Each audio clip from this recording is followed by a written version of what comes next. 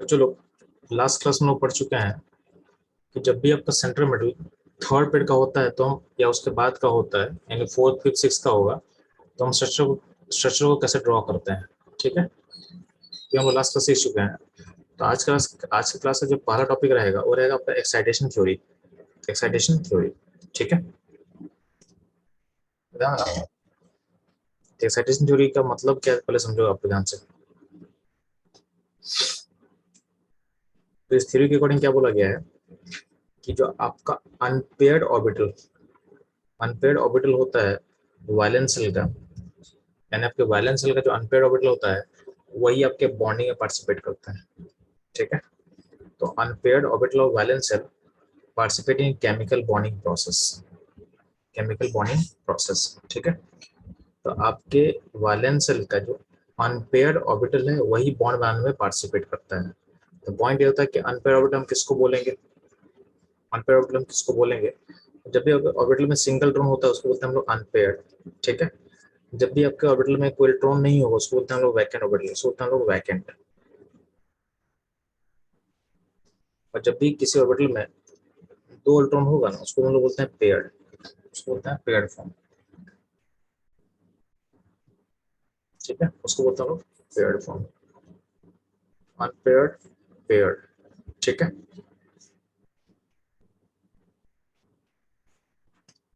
ठीक है। अब ध्यान देना, जो आपके पास कार्बन होगा तो मतलब समझो, तो कार्बन का जो ग्राउंड स्टेट होता है ना, ग्राउंड मतलब जो इसका एक्चुअल कॉन्फ़िगरेशन होता है, ग्राउंड स्टेट का मतलब होता है उसका एक्चुअल कॉन्फ़िगरेशन। ठीक है, तो कार्बन का ग्राउंड से कॉन्फ़िगरेशन होता है हीलियम 2s2 2p2, ऐसा कुछ होता है। ठीक है, तो अगर आप देखो गौर करके, तो अगर इसका वैलेंस सेल कौन सा है तो सेकंड सेल वैलेंस सेल है, और सेकंड वैलेंस सेल में कौन कौन सा सबसेल है जी, तो सबसेल आपके पास एस और पी है, एस और पी है, तो 2s and 2p का मैं दिखा रहा हूँ। 2s में दो इलेक्ट्रॉन है तो मैं दो इलेक्ट्रॉन दिखा दिया, ऐसा कुछ होगा। ठीक है, और 2p2 में दो इलेक्ट्रॉन ऐसे दिखा सकता हूँ लोग। ठीक, तो अगर आप देखोगे तो कार्बन अपने ग्राउंड स्टेट में कितना बॉन्ड बनाना चाहिए, तो कार्बन अपने ग्राउंड स्टेट में क्योंकि इसके पास दो ऑर्बिटल अनपेयर्ड है तो दो बॉन्ड बनना चाहिए, उसका उसका दो बॉन्ड बनना चाहिए। ठीक है, तो कार्बन का ग्राउंड स्टेट को अगर हम फोकस करें तो होता क्या है कि कार्बन में बनना चाहिए था दो बॉन्ड। ठीक है, तो बनना चाहिए था दो बॉन्ड क्योंकि इसके वैलेंस शेल में आपके पास दो ही ऑर्बिटल है जो कि अनपेयर्ड है, आपके पास दो ही ऑर्बिटल है जो कि अनपेयर्ड है। ठीक है,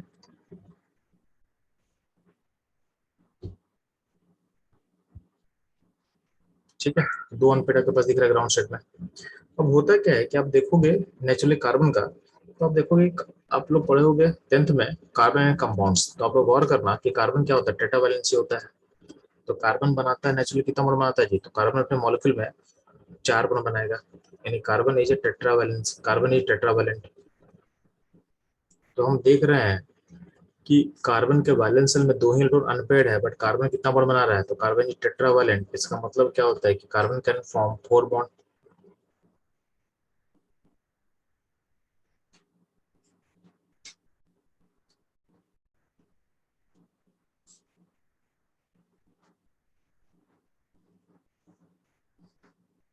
कैन फॉर्म फोर बॉन्ड। ठीक है, carbon can form four bond. ठीक है, ये ध्यान देना। तो पॉइंट होता है कि कार्बन फोर बॉन्ड कैसे बनाएगा, तो समझो ध्यान से। यहाँ पे होता क्या है कि कार्बन को चार बॉन्ड बनाना है, तो कार्बन बिफोर बॉन्ड फॉर्मेशन, यानी कार्बन बॉन्ड बनाने से पहले होता क्या है कि अपने एक्साइटेड स्टेट में जाता है। कार्बन में होता क्या है कि कार्बन में अभी उसका ग्राउंड स्टेट ऐसा था कि 2s में दो इलेक्ट्रॉन है एंड 2p में दो इलेक्ट्रॉन है। होता क्या है कि कार्बन का जो s इलेक्ट्रॉन है वो जंप करता है p में, p में एक वैकेंट ऑर्बिटल खाली है, तो p के में अगर एक वैकेंट ऑर्बिटल खाली होगा तो यहाँ का जो इलेक्ट्रॉन दिख रहा है आपको जंप कर जाएगा यहाँ पे। इसको बोलते हैं कार्बन का फर्स्ट एक्साइटेड स्टेट, कार्बन का फर्स्ट एक्साइटेड स्टेट। ठीक है,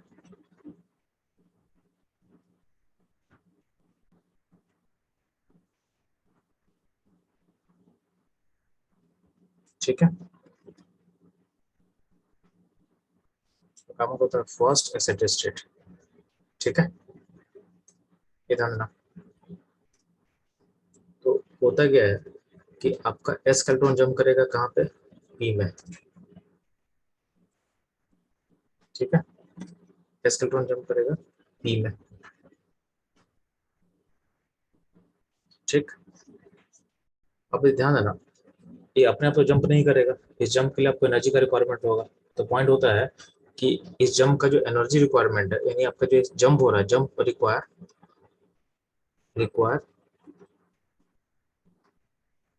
एनर्जी,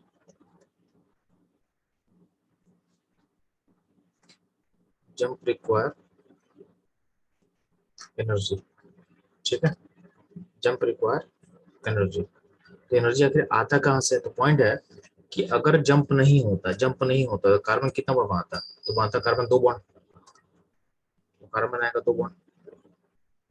आपको पता होना चाहिए कि बॉन्ड फॉर्मेशन बेसिकली एक अट्रैक्शन प्रोसेस है। जब भी कोई बॉन्ड फॉर्म करता है तो बॉन्ड फॉर्मेशन बेसिकली एक अट्रैक्शन प्रोसेस है।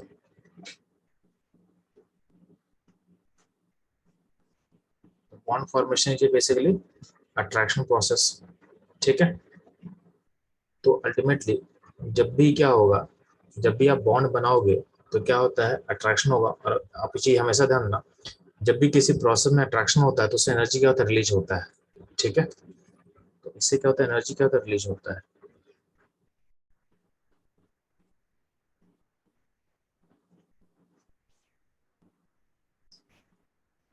बॉन्ड फॉर्मेशन जो अट्रैक्शन प्रोसेस, उसमें क्या होगा, आपका एनर्जी रिलीज होगा। तो पहले था दो बॉन्ड, पहले कार्बन का दो बॉन्ड था। अब ध्यान देना, अगर कार्बन अपने एक साइड में जाएगा, जब साइड में जाएगा तो उसमें कुछ एनर्जी का रिक्वायरमेंट होगा।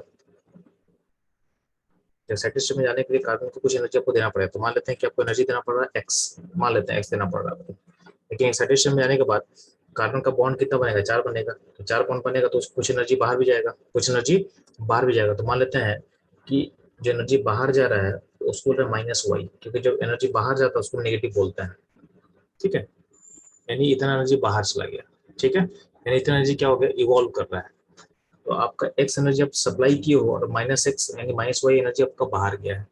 तो नेट चेंज कितना होगा, तो नेट चेंज एनर्जी का जो होगा वो हो जाएगा एक्स माइनस वाई। और इसमें जो होता है वाई का मैग्नीट्यूड एक्स से बड़ा होता है, अल्टीमेटली जो एनर्जी का चेंज नेगेटिव होता है।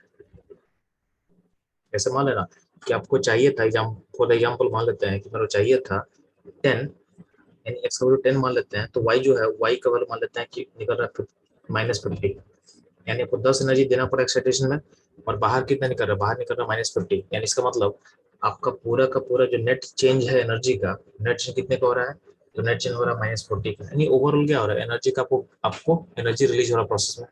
तो जो आप एनर्जी दिए थे एक्साइटेशन करने के लिए, वो कंपनसेट हो रहा है बॉन्ड फॉर्मेशन से। तो हम ऐसा बोल सकते हैं क्या, energy given during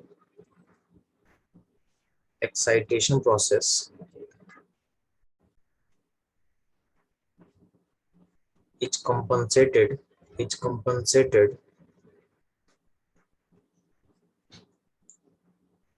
by energy released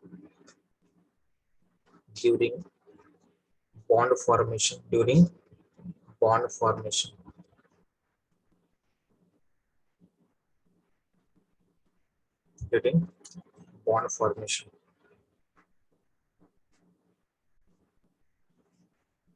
ठीक है, ड्यूरिंग बॉन्ड फॉर्मेशन, ठीक है।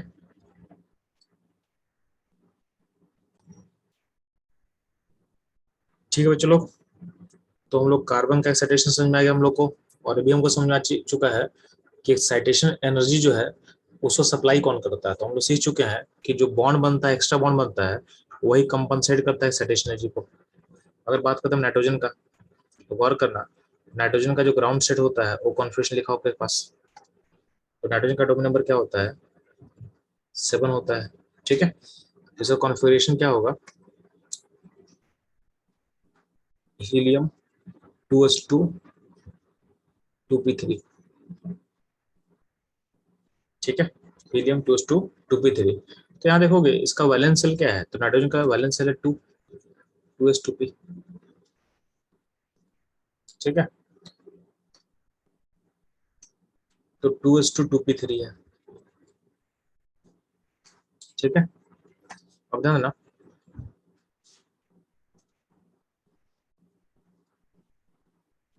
तो यहाँ पे होगा, तो जो ग्राउंड स्टेट होगा,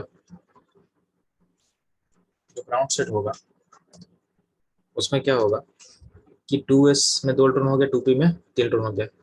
अब यहाँ देखोगे, यहाँ पे ग्राउंड स्टेट को देखोगे तो नाइट्रोजन कितना बॉन्ड बनाएगा, तो ग्राउंड स्टेट को तुम देखोगे तो नाइट्रोजन का बॉन्ड बनेगा 3, क्योंकि 3 अनपेड है, जो कि बनता है नाइट्रोजन जनरली जनरली कितना बॉन्ड बनाता है, 3 बॉन्ड बनाता है। तो नाइट्रोजन 3 बॉन्ड बनाएगा तो उस पर एक लोन पे बचता है।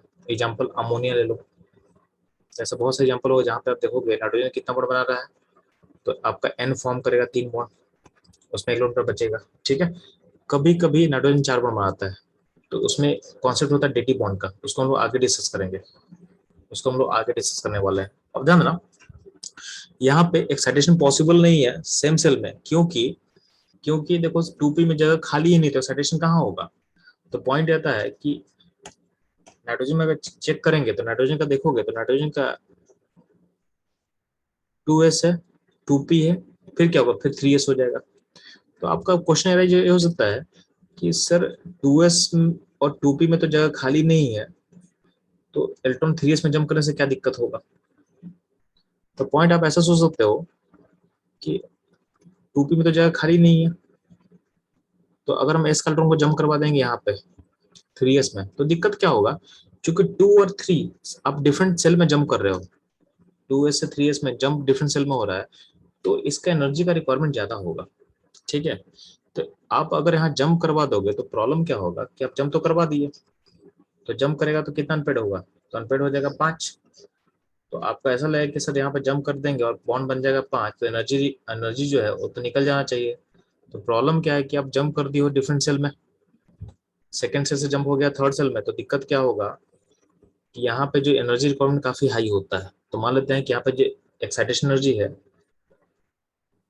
एक्साइटेशन एनर्जी बहुत ज्यादा होता है, एक्साइटेशन एनर्जी इज हाई। मान लेते हैं इसको वैल्यू को मान लेते हैं कि 100 है, ये 100 है। ठीक है, और अब क्या है, यहाँ पे कितना बॉन्ड बना था, 3 बॉन्ड बना था, और यहाँ कितना बॉन्ड बनेगा, 5 बॉन्ड बनेगा। तो यहाँ पे 2 बॉन्ड एक्स्ट्रा बन रहा है, तो इस बॉन्ड एक्स्ट्रा बनने के कारण जो आपका एक्स्ट्रा एनर्जी रिलीज होगा, तो एक्स्ट्रा जो एनर्जी रिलीज होगा उसका वैल्यू मान लेते हैं 50। तो 50, अब 100 दी हो एक्साइटेशन करने में और 50 रिलीज हो रहा है, तो अल्टीमेटली इस प्रोसेस में आपको एनर्जी देना पड़ेगा, यानी जो हमारा एक्साइटेशन एनर्जी है वो कंपनसेट नहीं हो पाता है बॉन्ड फॉर्मेशन से, क्योंकि आप आपका चूंकि जंप डिफरेंट सेल में हो रहा है, तो पॉसिबल नहीं है, वो पॉसिबल नहीं है। इसलिए हम बोलेंगे कि नाइट्रोजन में एक्साइटेशन पॉसिबल नहीं है, क्योंकि सेम सेल में जगह खाली नहीं है, सेम सेल में जगह खाली नहीं है। तो मैं ऐसा बोल सकता है क्या कि जनरली, तो मैं ऐसा बोल सकता है कि generally excitation occurs within same cell, within same cell. ये बात हम मैं लिख रहा हूँ कि generally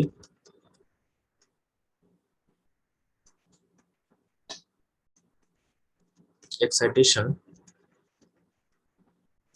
generally excitation occur with subcell of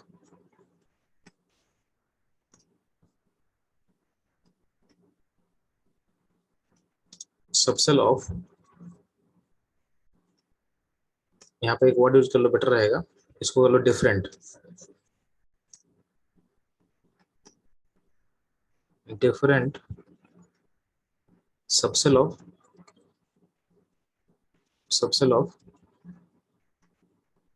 same cell,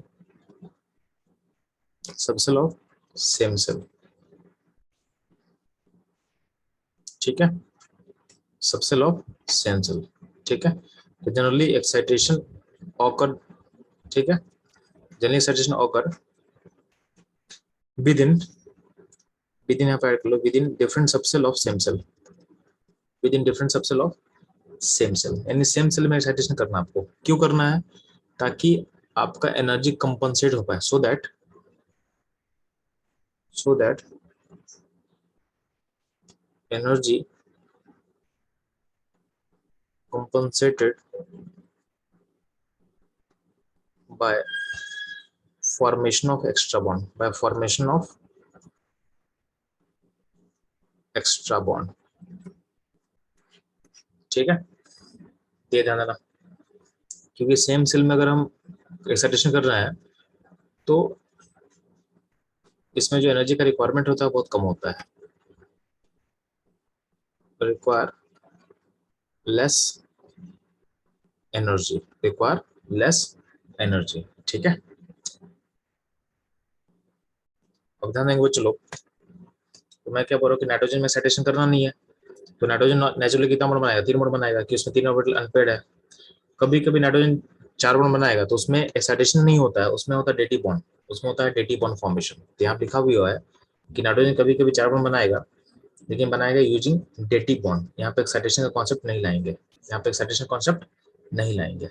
ठीक है, जैसे मान लीजिए कि नाइट्रिक एसिड है, तो नाइट्रिक एसिड में HNO3 फॉर्म करता है 4 बॉन्ड। ठीक है, 2 बॉन्ड यहाँ पे, 1 बॉन्ड यहाँ पे, 1 बॉन्ड होता है डेटी बॉन्ड, जिसको हम लोग सीखेंगे आगे। ठीक है, डेटी बॉन्ड कैसे फॉर्म करते हैं, यहाँ पे इसको एक्साइटेशन नहीं बोलोगे। सिमिलरली N2O5 में जो N होता है वो बनाता है 4 बॉन्ड। ठीक है, अब आते हैं हम लोग O पे। तो O का भी आप देखोगे तो O का जो ग्राउंड सेट होगा वो होगा 2:2p4। यहाँ पे आप गौर करना, तो अगर ऑक्सीजन का तुम ग्राउंड से तुम चेक करोगे तो वहाँ पे क्या होगा, तो वहाँ पे आपका 2p में अनपेड दिख रहा है, 2 इलेक्ट्रॉन, तो ऑक्सीजन 2 बॉन्ड बनाता है, ऑक्सीजन 2 बॉन्ड बनाता है। ठीक है, अब ऑक्सीजन में भी एक्साइटेशन पॉसिबल नहीं है, क्योंकि आपके सेम सेल में ऑर्बिटल खाली नहीं है, आपके सेम सेल में ऑर्बिटल खाली नहीं है, तो यहाँ पे एक्साइटेशन पॉसिबल नहीं है। कभी कभी कुछ कुछ केसेस में ऑक्सीजन 3 मोड बनाएगा। 3 मोड कब बनाता है जी, तो बनाता है आपका ओजोन में, ओजोन मॉलिक्यूल में देखना, तो जो सेंट्रल ऑक्सीजन है उसमें 2 बॉन्ड यहाँ बनेगा और 1 बॉन्ड यहाँ, ये जो बनेगा ये बनेगा कोवेलेंट बॉन्ड, ये जो बनेगा इसको बोलते हैं हम लोग कोऑर्डिनेट बॉन्ड, कोऑर्डिनेट बॉन्ड, या इसको बोला गया है डेटी बॉन्ड। ठीक है, तो इसको आप डेटी बॉन्ड ही बोल सकते हो या बोल सकते हो कोऑर्डिनेट बॉन्ड। ठीक, सिमिलर हम बात कर रहे हैं यहाँ पे BF3 में, यानी बोरोन का बात करें बेसिकली हम, बोरोन का। तो बोरोन का जो कॉन्फ़िगरेशन होता है वो क्या होता है, हीलियम 2:2p1। तो यहाँ पे देखोगे तो बोरोन का अगर हम ग्राउंड से देखेंगे तो ग्राउंड से में कितना अनपेड है, तो अनपेड 1 है, अनपेड 1 है।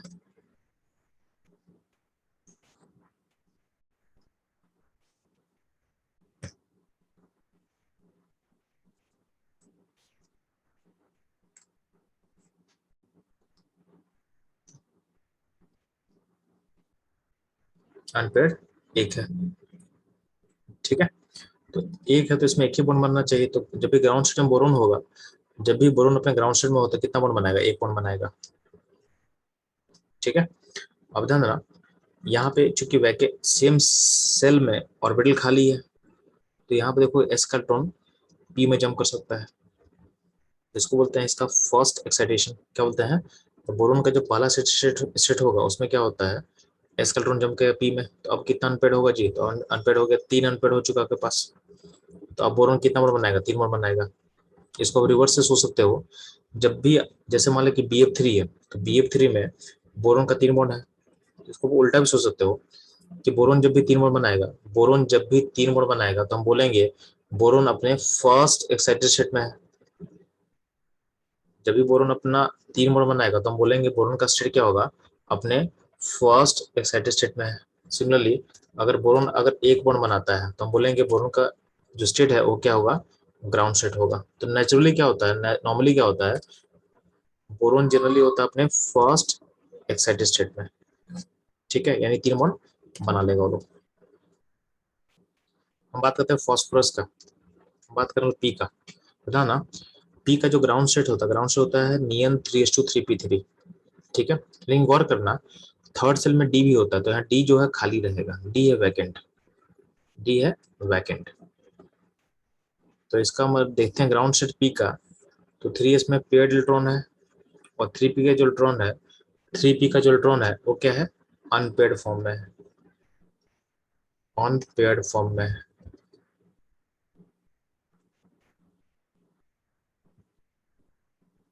ठीक है, अनपेयर्ड फॉर्म में, ठीक। तो यहाँ पे अगर फॉस्फोरस अपने ग्राउंड स्टेट में होगा तो कितना बॉन्ड बनाएगा, 3 बॉन्ड बनाएगा। जैसे एग्जांपल देखो पीसीएल 3, पीसीएल 3 में आप लोग ड्रॉ किए फिगर, तो कितना बॉन्ड, 3 बॉन्ड बनाएगा। तो इसको आप रिवर्स में सोच सकते हो कि जब भी फॉस्फोरस 3 बॉन्ड बनाएगा, जब भी फॉस्फोरस 3 बॉन्ड बनाएगा तो मतलब क्या होगा, उसको अपने ग्राउंड स्टेट में होगा, अपने ग्राउंड स्टेट में होगा, ठीक है। अब ध्यान देना, जो फॉस्फोरस होता है उसमें 3D खाली होता है। तो 3D को मैं दिखा सकता हूँ, 3D है यहाँ पे, खाली है 3D है। तो अल्टीमेटली क्या हो सकता है कि जो एस में दिया इलेक्ट्रॉन वो जंप कर सकता है 3D में, जंप कर सकता है, तो सेम सेल के अंदर जंप हो रहा है। तो अगर हम बोल रहे हैं कि फॉस्फोरस में एक्साइटेशन पॉसिबल है, तो यस पॉसिबल है। तो फॉस्फोरस में होता है क्या, फॉस्फोरस का जो पहला एक्साइटेड स्टेट होता है, यानी फर्स्ट एक्साइटेड स्टेट, जो फर्स्ट एक्साइटेड स्टेट होगा उसमें होता क्या है कि जो एस का जो इलेक्ट्रॉन जंप करता है डी में, अब कितना इलेक्ट्रॉन अनपेड हो गया, 5 इलेक्ट्रॉन अनपेड हो गया। तो फॉस्फोरस अपने फर्स्ट एक्साइटेड स्टेट में 5 बॉन्ड बनाएगा, कितना बनाएगा, 5 बॉन्ड फॉर्म करता है, ठीक है। इसको आप रिवर्स से बोल सकते हो, जैसे एग्जाम्पल बोल सकते हो आप कि POCl3, आप बोल सकते हो जैसे POCl3 है, तो POCl3 में कितना बॉन्ड बनाया फॉस्फोरस, 5 बॉन्ड बना चुका है। आप ड्रॉ कर चुके हो लास्ट क्लास में इस फिगर को, तो यहाँ आप लोग कितना बॉन्ड बनाए थे, 5 बॉन्ड बना चुके थे आप लोग। इवन PCl5 में कितना बॉन्ड बनाए थे, 5 बॉन्ड बना चुके आप लोग। तो जब भी 5 बॉन्ड बनाएगा सिस्टम में, इसका मतलब आपका जो फॉस्फोरस है वो होगा अपने फर्स्ट एक्साइटेड स्टेट में। यानी आपको रिवर्स भी सोचना आना चाहिए कि जब भी पी का आपको 5 बॉन्ड दिखेगा तब बोलोगे कि फॉस्फोरस अपने फर्स्ट एक्साइटेड स्टेट में है, फॉस्फोरस अपने फर्स्ट एक्साइटेड स्टेट में होगा, ठीक है। तो ये रहा आपका ऑल अबाउट फॉस्फोरस। हम बात करते हैं चलो सल्फर पे। तो सल्फर ध्यान देना, सल्फर में ध्यान देना, तो सल्फर का जो कॉन्फ़िगरेशन होता है नियन 3s2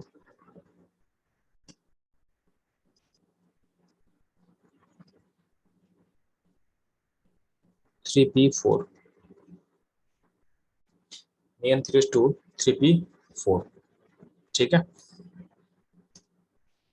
तो जो ग्राउंड स्टेट है,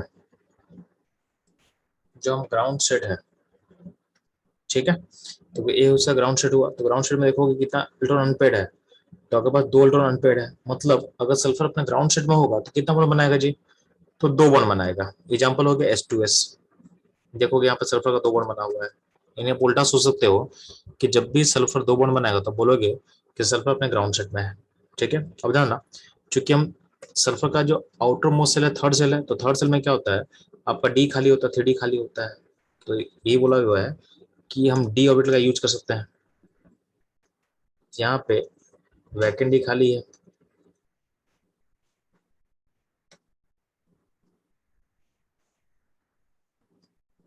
तो वैकेंट ईयर खाली है, ठीक है, वैकेंट ईयर खाली है। तो ये इलेक्ट्रॉन यहाँ से जंप करवा दो, इलेक्ट्रॉन, यानी देखो यहाँ पे पी के पास ही पेड फॉर्म है और डी के एस के पास ही पेड फॉर्म है। तो ध्यान देना, पी और डी का एनर्जी एनर्जी गैप कम है अभी, तो पहले पी का जो पेड फॉर्म है वहां से अनपेयरिंग होगा, यानी पहले पी का इलेक्ट्रॉन जंप करेगा डी में। इसको बोलते हैं अपना फर्स्ट एक्साइटेड स्टेट। यानी जब पी का इलेक्ट्रॉन जंप करेगा डी में, तो पहले पी का जंप क्यों किया, क्योंकि पी और डी के बीच में एनर्जी गैप क्या होता है, कम होगा पहले, तो पहले वहां जंप लेगा। तो अपने फर्स्ट एक्साइटेड स्टेट में सल्फर का कितना कितना इलेक्ट्रॉन अनपेड हुआ, तो अनपेड हुआ अपने पास 4, क्या हुआ 4, ठीक है। तो अनपेड हो चुका है आपके पास 4, ठीक। यानी जब भी आपका सल्फर 4 बॉन्ड बनाएगा तो बोलोगे कि सल्फर अपने फर्स्ट एक्साइटेड स्टेट में है, ठीक है। यही 4 अनपेड मतलब 4 बॉन्ड बनाएगा। फॉर एग्जाम्पल SF4, SF4 में कितना बॉन्ड बनाया होगा सल्फर, 4 बॉन्ड। मतलब इसमें क्या होगा, सल्फर अपने फर्स्ट एक्साइटेड स्टेट में होगा। सिमिलरली हम बात करते हैं SO2 का, तो SO2 में क्या होगा, 4 बॉन्ड बना हुआ है। तो फिर से क्या होगा, SO2 में 4 बॉन्ड बना हुआ है, उसका मतलब क्या है, सल्फर अपने फर्स्ट एक्साइटेड स्टेट में होगा, ठीक है। अब मान ले यहाँ पे जो एस का इलेक्ट्रॉन है वो भी जंप करना चाहे तो क्या होगा, तो एस इलेक्ट्रॉन जो पेयर्ड फॉर्म में आपको दिख रहा है वो भी जंप करेगा, तो इसको बोलते हैं वो सेकेंड एक्साइटेड स्टेट। तो सल्फर में सेकेंड एक्साइटेड स्टेट ही पॉसिबल है। उसमें होता है क्या है, जो 3s इलेक्ट्रॉन है दिख रहा है आपको, वो जंप कर जाएगा 3D में, वो जंप कर जाएगा 3D में। तो अल्टीमेटली क्या होगा, आपका एक इलेक्ट्रॉन एस में रहेगा, बाकी 3 रहेगा पी में, 2 रहेगा डी में।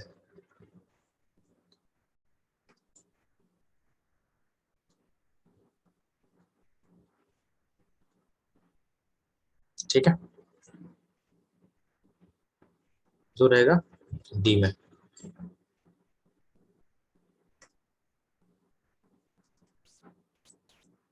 ठीक है, तो यहाँ पे है, तो अल्टीमेटली क्या है, तो अल्टीमेटली हो रहा है 6 बॉन्ड हम बना रहे हैं। तो हम क्या बना रहे हैं, सेकंड सैचुरेशन का मतलब क्या होगा, कितना अनपेयर्ड हो चुका है, 6 इलेक्ट्रॉन अनपेयर्ड हो चुका है। इसका मतलब इसमें 6 बॉन्ड बन सकता है। तो जहां भी सल्फर 6 बॉन्ड बना है, जैसे SO3 है, SO3 मॉलिक्यूल में आपका बॉन्ड का नंबर होता है 6, 6 बॉन्डों का मतलब आपका सल्फर का सैचुरेशन क्या होगा, सेकंड। तो सेकंड सैचुरेशन में सल्फर 6 बॉन्ड बनाएगा, या आप रिवर्स बोल सकते हो कि जब भी सल्फर जैसे 6 बॉन्ड बना रहा होगा, जैसे मान लो H2SO4, उसमें सल्फर का बॉन्ड कितना, 6। 6 बॉन्ड का मतलब सल्फर का जो सेट होगा, सल्फर का जो एक सेट होगा क्या होगा, वो होगा सेकंड सेट में होगा। सिमिलरली SF6, यहाँ भी सल्फर का 6 बॉन्ड है, इसका मतलब इस केस में जो सल्फर है वो अपने सेकंड एक्साइटेड स्टेट में है। ठीक है, ये ध्यान देना। सिमिलरली हम बात करते हैं क्लोरीन का। ठीक है, तो क्लोरीन ध्यान देना, क्लोरीन का जो कॉन्फ़िगरेशन क्या होता है, वो होता है आपका नियर 3:3p5। तो इसका ग्राउंड स्टेट है, ग्राउंड स्टेट में कितना अनपेल्ट्रॉन दिख रहा है आपको जी, तो आपको दिख रहा है एक अनपेल्ट्रॉन। इसका मतलब जब भी क्लोरीन अपने ग्राउंड स्टेट में होगा तो अपना वो एक बॉन्ड बनाएगा, for example HCl, HOCl, HClO में फिगर ऐसा होता है। तो जहां पे क्लोरीन एक बॉन्ड बना रहा मतलब अपना ग्राउंड स्टेट में होगा। ठीक है, या फिर ग्राउंड स्टेट में तो क्या होगा, बॉन्ड क्या होगा, एक ही बनाएगा। अब ध्यान देना, यहाँ पे आपके पास 3D खाली है, तो 3D खाली है तो क्या होता है, आपका जो इलेक्ट्रॉन है वो सैटिस्फाइड स्टेट में जंप कर सकता है। तो पहले जंप करेगा पी का, तो पी में 2 पेड़ है तो पहले यहाँ से जंप करवाना। तो पहले सैटिस्फाइड में क्या होता है कि पी का एक इलेक्ट्रॉन अनपेड होगा, तो आपका अनपेड इलेक्ट्रॉन कितना होगा, टोटल हो गया 3। तो अब 3 बॉन्ड बनेगा, यानी क्लोरीन के पहले सैटिस्फाइड में 3 बॉन्ड का पॉसिबिलिटी है, 3 बॉन्ड का पॉसिबिलिटी है। ठीक है, तो हम 3 बॉन्ड बना चुके हैं। जैसे एग्जाम्पल होगा HClO2, जहाँ पे क्लोरीन का 3 बॉन्ड बना हुआ है। आप रिवर्स भी सोच सकते हो कि जब भी क्लोरीन का 3 बॉन्ड बनेगा, इसका मतलब कहीं ना कहीं आप फर्स्ट एक्साइटेड स्टेट में हो क्लोरीन के।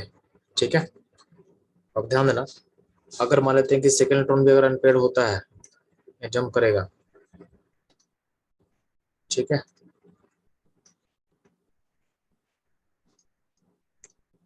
जंप करेगा तो क्या होगा,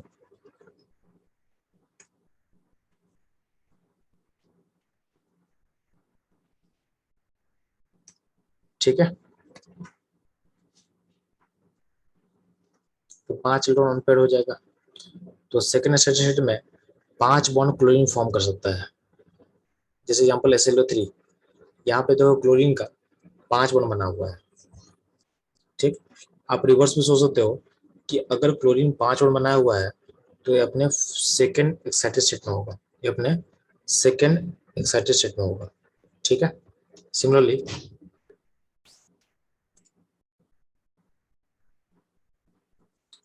अगर मान लेते हैं कि जो एस इलेक्ट्रॉन है वो भी जंप कर जाएगा डी में, अगर तो क्या होगा, तो उस केस में क्या होता है, इसको बोलते हैं इसका थर्ड एक्साइटेड स्टेट। तो थर्ड एक्साइटेड स्टेट में क्या होगा, एस इलेक्ट्रॉन डी में जंप कर जाएगा, तो अल्टीमेटली कितना इलेक्ट्रॉन अनपेड होगा, तो टोटल अनपेड हो गया 7।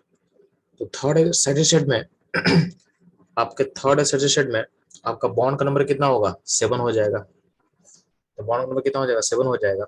ठीक है, example HClO4, example HClO4।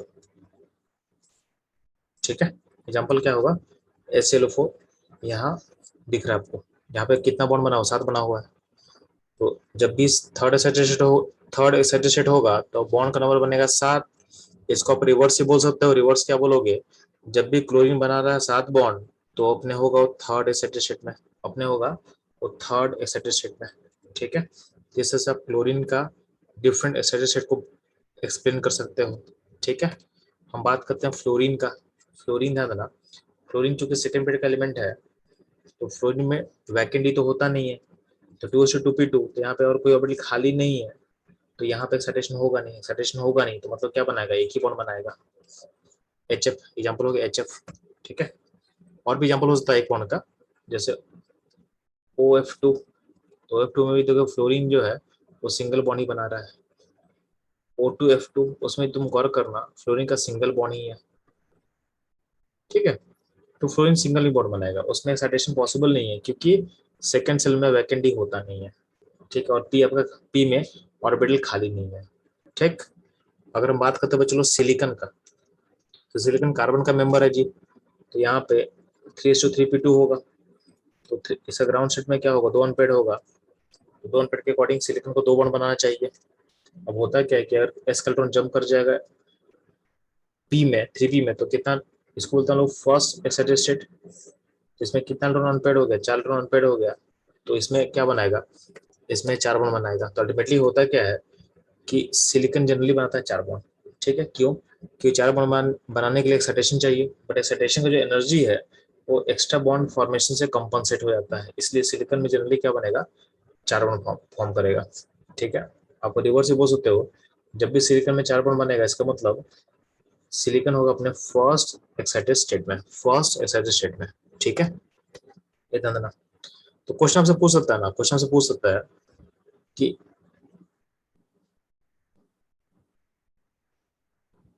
HClO2 में ClH इन विच एक्साइटेड स्टेट। तो अब क्या करना, पहले क्या करोगे, अप्रोच क्या होगा आपका, फर्स्ट HClO2 का फिगर बना ले, तो फिगर बन गया अपने पास। अब देने से बॉन्ड काउंट कर ले, तो सील का बॉन्ड कितना है जी, सील का बॉन्ड है 3 बॉन्ड बना हुआ है, तो सील 3 बॉन्ड बनाता है, मतलब कौन सा एक्साइटेड स्टेट होगा जी, इसका मतलब होगा ये फर्स्ट एक्साइटेड स्टेट में। ठीक है, तो इस हिसाब से क्वेश्चन को आंसर कर सकते हो। तो चलो ये रहेगा ऑल अबाउट एक्साइटेशन थ्योरी। ठीक है।